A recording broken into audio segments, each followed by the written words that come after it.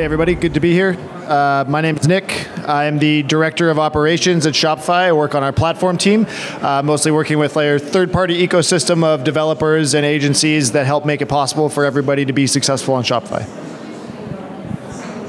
So I saw a video of Toby Lutke, and somebody was asking him about the share price and the market cap of Shopify, and he told the interviewer that if anybody is caught looking up the share price in the office, you actually have to buy your team donuts. Yeah, that's right. Toby himself has actually bought the team donuts multiple times. I think the stock price is one of those things that is the kind of nice byproduct of what we do, but definitely not what we focus on a daily basis. So our mission is very focused on the merchants that we serve and the partners that we work with, and the market's going to do what the market's going to do. But we're trying to build a very long-term 100-year company, so the day-to-day fluctuations are not our biggest concern. Yeah, so I won't make you buy anybody donuts in this room, but I do want to get into what is behind the growth in that share performance. And specifically like the business platforms, partnerships you have, and kind of the company philosophy that guides a lot of your decision making. And I want to start off at kind of a high level. I know Shopify is really driven by entrepreneurs. And there's actually been some troubling stats coming out that entrepreneurship is in decline in Canada and in the States, at least as measured by like small business growth. And I'd just like to know why that matters to Shopify, why that matters, period, and what Shopify is doing to help entrepreneurs succeed.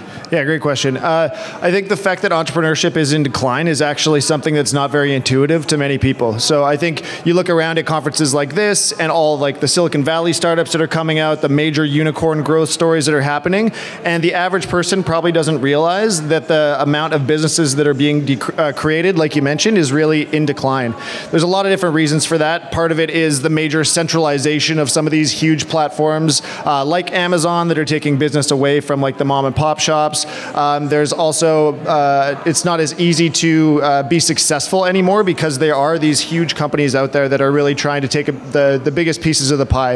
And when we think about entrepreneurship over time, the reason it's important for us to invest in it is because that's really what drives us forward as a society in so many different ways, right? These are the people that are willing to take risks. They're going to put everything on the line for something that they believe in, to create more opportunity for themselves, to innovate in areas that otherwise wouldn't have any attention. And I think that's very obvious when you look around today at how many amazing things are being worked on right now and pushing every industry forward all the time. So if we don't take like entrepreneurship as a concept really seriously and make sure that it's easier and easier for people to become an entrepreneur, we're at risk of losing all that momentum that we've gained. So at Shopify, we really focus on trying to drive entrepreneurship in general. We do that a couple ways. So one is making it as easy as possible for somebody to start up their business and sell things using Shopify. That's really what the company was founded on. Our goal is to make commerce better for everyone. So it's everyone from like the huge Fortune 500 companies that are using us, but also the mission was really founded on those individual entrepreneurs, the craftspeople that are making something with their bare hands, and maybe they don't understand all the intricacies of running a business and selling things online, but we want to make the software that makes it so easy for them to do that they can focus on what they're great at, and then we'll take care of the rest. Yeah, can you dive in like one layer deeper? What do you do, if anything, to help these entrepreneurs think about profitably building up a sustainable business? Yeah, for sure. So I think entrepreneurship is interesting in that anyone who's gone through it knows that it's a really, really difficult journey. So part of it is being in the right place at the right time, but another part of it is the support network that you have around you to push past those hard days and those obstacles that come in your way, right? So yes, we build software and we make it easier for people to run their businesses efficiently and do things and have access to customers that they never would have had. But we also put a lot of effort into helping the community of entrepreneurs grow. So we host events all over the world, meetups, conferences. We want to make sure that entrepreneurs can find each other and connect. We give opportunities to underrepresented groups like minorities and like women, transgender, like all the different categories that we really pay attention to at Shopify are speaking to the fact that we want to help entrepreneurs be successful at more than just using the software that we create. So when we think about some of the real value that we provide in making these businesses profitable, we use a lot of our data. So we have over 800,000 people selling on Shopify. And one of the major advantages that we can provide is we can use the insights across all of these companies to help that one little entrepreneur make better decisions. So even if we're not out there owning like an Amazon-style marketplace and getting as many views and driving traffic to you, we're helping you make decisions about which product to put on sale at what time to drive more revenue, or where to ship your products to a different warehouse so that you can fulfill your demands a lot faster. So we're using that insight to help entrepreneurs be more successful than they could have been on their own. Yeah, perfect. And you touched on Amazon. I saw some of the criticism over the last few months. Specifically, you've come under fire from Citron Research, who your CEO calls a short-selling troll. And his criticism was that some of the bigger players are moving into the space, including Amazon. And how do you see the approach that Shopify takes as being different than what Amazon is doing? Yeah, good question. I mean, Amazon, obviously, everybody knows they're a massive part of what e-commerce is in North America, and they're going to be that elephant in the room all the time, and a company that we're being more and more consistently compared to. So I'd say, though, that our fundamental approaches to the problem of commerce and entrepreneurship is vastly different. So Amazon, as we know, is really focused on centralization. They want to make sure that they get customers their products as quick as possible, as cheaply as possible, which is great for the buyer, but there are costs associated with that in other forms, right? So one of the things that Amazon does is they participate in the marketplace that they create as well. So one of the things we're seeing more and more often is Amazon finding products that work really well, cloning those, and then putting them on their marketplace and cutting out the brands that originally came up with that stuff. So they're alienating the suppliers that they're working with, and they're making it even more difficult to differentiate and create a sustainable brand. Shopify, on the other hand, we take a very different approach. So we believe that there is value in creating more voices, not fewer voices. And so that kind of resonates through everything that we do in our company. We want to create more entrepreneurs, give them more opportunities to succeed. And that's why we don't own any of the information that comes along with a business being successful. So what I mean by that is, for Amazon, for example, or at Etsy, they'll own the customer lists of everybody who's bought from you. They'll control your distribution and where you're placed on the marketplace, and they really have a strong influence over your success. At Shopify, we build the back-end tools and give you the insights from all of our users, but you get to own your brand. So big companies are not going to go on Amazon and sell their like really mission-driven, purpose-driven product through a very commoditized platform. They want to have something that can tell their story, build a brand, build a connection with their audience, really own their acquisition channels, and allow them to build the business that they want in the way that they want. So it's just a very fundamental difference in our approaches to commerce. Yeah, thanks for that. You're kind of touching on the idea of decentralization, and I feel like up until now, the internet has really rewarded centralization, right? Like Facebook wants to be the one social media platform, Spotify the one music streaming service, and they're seeing some pushback against Facebook owning all your data, the way that Spotify incentivizes artists on their platform. Are you seeing this kind of broader trend of decentralization as something that will affect e-commerce? Yeah, I think that goes to what I was just saying about our difference with Amazon as well, right? So I'd say we're more on the side of decentralization being the path that we want to take. And I think that shows up both for the merchants that we work with, those are the people selling things using Shopify, as well as the partner ecosystem that we work with on a daily basis. So the part of the company that I spend most of my time with are the tens of thousands of developers that are creating custom solutions for the merchants that sell on Shopify. So internally, we have big R&D teams that build new products that help people get access to markets they never would have before, and features that allow them to run their business. But we also have a really big focus on building a platform that allows other people to build solutions that are more specific to their use cases.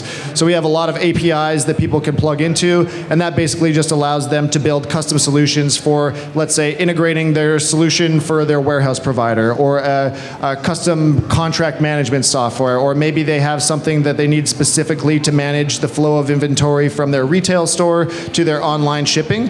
And it's impossible for us to think about doing that ourselves. There's just way too much complexity there, especially when you throw in international markets, multiple languages, regulations, all those pieces that make business complex and are impossible for one company to really own. So we want to make it possible to decentralize those solutions and give the power to the people that know what those problems are and have the skills to solve them. So at this point, we have a massive community of developers that are building things like themes to make stores look great. They're doing things to get people set up initially, so they'll bring them onto Shopify, they'll customize the way things look, set them up. And then we also have a huge community of people building apps that solve very specific problems that we wouldn't be able to solve. So we concentrate really just on the core needs of what people have and then decentralize solving the problems through all of our partner community. Yeah, really interesting. And then can you touch on acquisitions a bit? I'm interested in your acquisition strategy. I know you won't give away anything too forward-facing, but recently acquired a $450 million robotics company. Yep. And I'm just curious how these things tie into the current or future plans for the business. Like, how does Shopify look at acquisitions?